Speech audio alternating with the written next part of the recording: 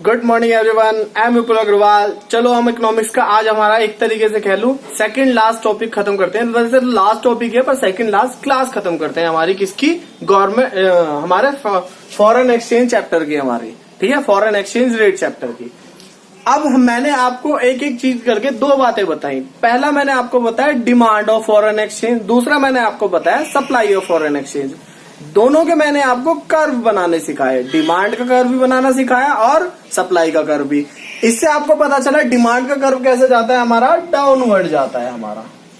ये हमारा कौन सा कर्व है, हमारा डिमांड कर्व है। और सप्लाई का कर्व कैसे जाता है, हमारा अपवर्ड जाता है हमारा। ये हमारा कौन सा कर्व है, सप्लाई का कर्व है।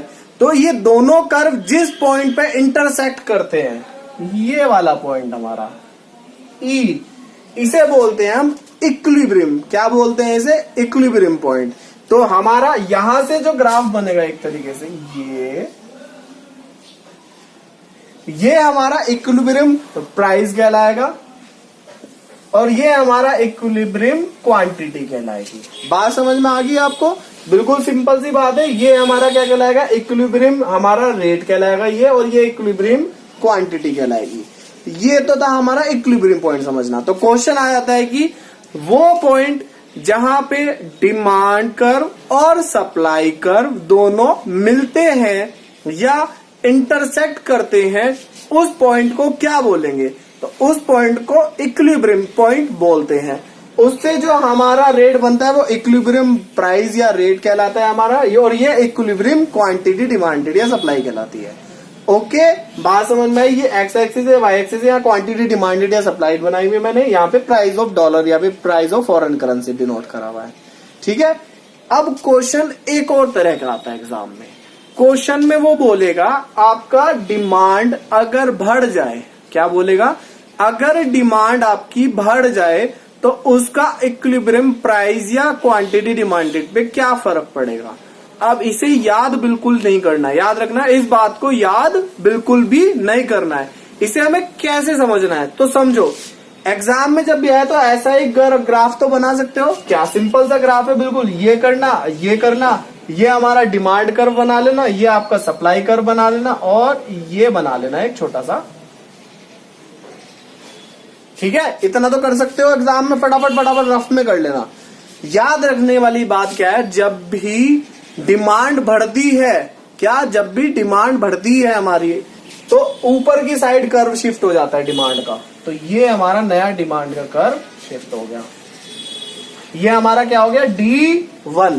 D1 हमारा क्या हो गया, नया डिमांड कर्व हो गया जब डिमांड बढ़ी। अब कौन से पॉइंट पे इंटरसेक्ट कर रहा है हमारा, ये देखो, ये वाले पॉइंट पे अब नया इक्विलिब्रियम क्या बन गया हमारा, ये तो इससे ये हुआ हमारा, तो ये Q1 हो गया और ये R1 हो गया।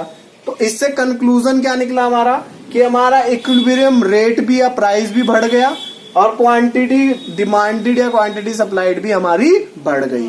तो अगर वो क्वेश्चन एग्जाम में आएगा कि भाई अगर डिमांड बढ़ती है, ऑब्जेक्टिव टाइप में आ जाता है, डिमांड बढ़ने से आपका इक्विलिब्रियम प्राइस पे क्या फर्क बनेगा, फटाफट फटाफट ये बना लेना और एकदम से ऐसे ऊपर की साइड कर लेना और ये बना के देख लेना, सर जी आपकी डिमांड भी, मतलब क्वांटिटी डिमांडेड भी बढ़ गई और आपका रेट भी बढ़ गया। समझ में आ गई बात मेरी, सीधी सी बात है बिल्कुल। अब अगर क्वेश्चन आ जाता है आपका ऐसे से रिलेटेड कि भाई अगर आपकी डिमांड कम हो जाए, तो वही वाला सेम तरीका अब बना के देख लो। ये तो आप ये आपका जा रहा है डिमांड कर्व, ये आपका जा रहा है सप्लाई कर्व। ये डिमांड कर्व है, ये सप्लाई कर्व है, एक्स एक्सिस। मतलब हमें तो वहां पे एग्जाम में रफ में बनाना है ना फटाफट, क्योंकि ऑब्जेक्टिव टाइप में ज्यादातर ये क्वेश्चन आते हैं। तो अब वो बोलेगा डिमांड कम होगी, तो पहले ऐसे बना लो। ये तो हमारा एक्चुअल था, एक्चुअल इक्विलिब्रियम पे प्राइस वो क्वांटिटी वगैरह थे। अब अगर डिमांड कर्व होगी तो नीचे की साइड शिफ्ट हो जाएगा, वो लेफ्ट हैंड साइड पे कह लो एक तरीके से। ये बन गया हमारा नया, ये D1 नहीं, तो इसकी वजह से हमारा इक्विलिब्रियम क्या बन गया नया, ये वाला पॉइंट। तो अब बना लो। तो इससे क्या हुआ हमारा पहले था ये R, अब नीचे हो गया हमारा R1। पहले थी ये Q, अब पीछे हो गया हमारी Q1। तो इससे हमारी रेट भी डाउन हुआ है और क्वांटिटी डिमांडेड भी डाउन हुई है। दोनों की दोनों चीजें डाउन हुई है।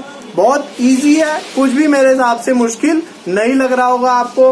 अब चलो आगे करते हैं इसके। अब इसके अगर मैं आगे की बात करता हूं आपको, तो आज मैं यहीं तक रखता हूं। धीरे धीरे आगे बढ़ेंगे। कल को मैं इस चैप्टर को खत्म करवा दूंगा। इस चैप्टर में आगे कुछ भी नहीं बचा है। अब मैं आपको धीरे धीरे थोड़े से कॉम्प्लिकेटेड पे ले जाऊंगा। आज इतना समझो, मेरे को बताओ और सारे बच्चों आज बताना सारे बच्चों की ये सब समझ में आ गए आपको कि नहीं, कि इक्विलिब्रियम कैसे बनता है, हमारा डिमांड बढ़ने पे कैसे चेंज होएगा हमारा इक्विलिब्रियम क्वांटिटी या प्राइस पे। अगर इतना समझ में आ गया तो मैं आगे शुरुआत करूंगा इसकी, वरना इसी टॉपिक को दोबारा लूंगा, क्योंकि थोड़ा सा इस वाले चैप्टर का फॉरेन एक्सचेंज का इंपॉर्टेंट टॉपिक है। ऑब्जेक्टिव टाइप में आ जाते हैं क्वेश्चन और फ्री फंड के नंबर दिलवा के चले जाते हैं, आपको पता भी नहीं चलता कब आपके इतने अच्छे नंबर दिलवा देता है ये। तो आप मेरे को यहीं तक बताओ पहले कि ये वाला टॉपिक समझ में आ गया। जल्दबाजी करके कोई फायदा नहीं। हमारा सिलेबस कवरेज बहुत अच्छा स्पीड से चल रहा है, बहुत ज्यादा कवरेज हो चुकी है हमारी, ठीक है ना। और समझ भी सारा आ रहा है बच्चों के, जैसे मेरे पास रिव्यूज आ रहे हैं तो सारे बच्चों को समझ भी आ रहा है, ठीक है ना। ओके बच्चों, आज की क्लास हम यहीं पे ओवर करते हैं। ओके बच्चों, हैव ए नाइस डे।